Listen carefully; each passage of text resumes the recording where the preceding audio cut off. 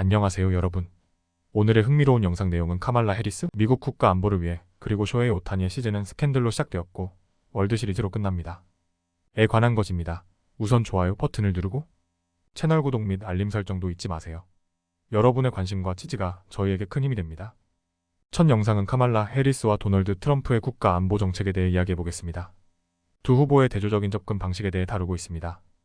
카말라 해리스 부통령은 외교 정책에 있어 국제적인 협력과 동맹을 중요하게 생각하는 인물입니다. 그녀는 법치주의와 안정된 국제 질서를 수호하는 것을 목표로 하고 있으며 미국의 가치와 이익을 공유하는 국가들과의 동맹을 중시합니다. 특히 북대서양 조약 기구의 중요성을 강조하며 우크라이나를 비롯한 동맹국의 자유와 독립을 지키는데 적극적으로 나서겠다는 입장을 고수하고 있습니다. 해리스는 기후변화가 국가 안보에 심각한 위협이 된다고 보고 국제적인 협력을 통해 이 문제를 해결하려고 합니다. 반면 도널드 트럼프 전 대통령의 접근 방식은 다릅니다. 그는 미국 우선주의를 앞세워 고립주의적 정책을 선호하며 동맹국과의 협력보다는 미국의 경제적 군사적 힘을 바탕으로 독자적인 결정을 내리는 것을 더 선호합니다. 트럼프는 나토 가치를 의심하며 회원국들이 방위비를 충분히 지출하지 않는 경우 미국이 그들을 보호할 이유가 없다고 주장했습니다. 또한 트럼프는 한국과 일본과 같은 아시아 동맹국들과의 관계도 재검토해야 한다는 입장을 밝혀 이는 이 지역에서 핵무기 확산과 같은 불안정을 초래할 수 있다는 우려를 낳고 있습니다. 특히 트럼프는 이란과 같은 권위주의 국가들의 지도자들을 높이 평가하는 경향이 있습니다. 그는 푸틴 대통령을 칭송하며 정치적 반대자들을 투옥하거나 독사라는 것과 같은 권위주의적 통치를 옹호하는 발언을 하기도 했습니다. 이는 미국의 민주주의와 외교 정책에 심각한 영향을 미칠 수 있습니다. 한편 해리스 부통령은 중동에서 발생하는 분쟁에 대해 신중한 접근을 강조합니다. 특히 10월 7일 이스라엘에 대한 공격 이후 이스라엘의 방어 권리를 지지하면서도 무고한 팔레스타인인들의 희생을 최소화해야 한다는 입장을 고수하고 있습니다. 이는 인도주의적 우려와 함께 장기적으로 평화를 위한 기회를 창출할 수 있는 가능성에 중점을 둔 것입니다. 반면 트럼프는 이스라엘에게 자제하지 말고 이를 마무리하라고 촉구하면서 인도주의적 고려를 무시하는 태도를 보였습니다. 기후변화에 대한 두 후보의 입장도 크게 다릅니다.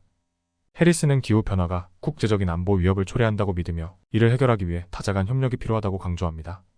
반면 트럼프는 기후변화를 폄하하며 환경정책보다는 석유 및 가스 산업을 계속해서 지지하고 있습니다. 결론적으로 해리스 부통령은 동맹국과의 협력을 강화하고 인도주의적 접근을 통해 국제적 안정을 도모하려는 반면 트럼프 전 대통령은 고립주의와 강압적인 접근을 선호하며 외교 문제에서 미국의 군사력과 경제력을 우선시합니다. 이는 두 후보의 성격과 정책이 얼마나 대조적인지를 보여주는 중요한 부분입니다. 이렇게 카말라 해리스와 도널드 트럼프의 국가 안보 정책에 대해 알아봤습니다. 여러분은 어떤 후보의 입장이 더 설득력 있다고 생각하시나요? 다음 영상은 제레드 다이아몬드의 2024년 10월 22일자 칼럼을 바탕으로 다저스의 슈퍼스타 쇼헤이 오타니와 그를 둘러싼 논란과 오타니의 월드시리즈 진출이 어떤 여정을 거쳤는지 함께 알아보겠습니다. 오타니 쇼헤이는 2024년 놀라운 한 해를 보냈습니다. 그가 다저스와 7억 달러라는 엄청난 계약을 맺고 첫 월드시리즈에 진출한 것은 예견된 것처럼 보였습니다. 하지만 이 시즌은 결코 순탄하게 시작되지 않았습니다. 오타니는 시즌 초반 그의 오랜 통역사 미즈하라 이페이와 관련된 불법 도박 스캔들에 휘말렸습니다. 미즈하라는 불법 도박업체와의 거래로 큰 빚을 졌고 이를 갚기 위해 상사에게서 돈을 훔쳤다는 충격적인 사실이 드러났습니다. 이 사건은 오타니의 경력뿐만 아니라 야구계 전체에 큰 파장을 일으켰습니다. 오타니가 이 사건에 연루되었는지에 대한 의문이 제기되었고 메이저리그 야구 MLB는 이 문제에 대해 긴장 속의 조사를 시작했습니다. 하지만 다행히도 MLB의 내부 조사 결과 오타니는 이 사건에 아무런 잘못이 없다는 결론이 나왔습니다. 그는 미즈하라의 범죄에 대해 전혀 알지 못했으며 오히려 피해자였다는 것이 밝혀졌습니다. 이후 오타니는 이러한 논란을 뒤로하고 다저스가 NLCS 내셔널리그 챔피언십 시리즈에서 우승하며 월드시리즈 진출을 확정지은 상황입니다. 2024 시즌 오타니는 팔꿈치 수술로 투구하지 못했음에도 불구하고 역대 최고의 공격 시즌을 선보였습니다. 그는 54개의 홈런과 59개의 도루를 기록하며 50-50 클럽의 창립자이자 유일한 멤버가 되었습니다. 내셔널리그에서 출루율, 장타율, 타점에서 1위를 기록하고 메이저리그 전체 득점 1위에 올랐습니다. 오타니는 내년에 세 번째 MVP 수상을 기대하고 있으며 2025년에는 마운드로 돌아올 예정입니다. 미즈하라의 스캔들이 처음 터졌을 때 다저스 구단은 큰 충격에 빠졌습니다. 오타니와 다저스가 맺은 7억 달러 계약은 단순한 선수 계약 이상이었기 때문에 이 사건이 오타니의 명성에 미칠 영향을 걱정했습니다.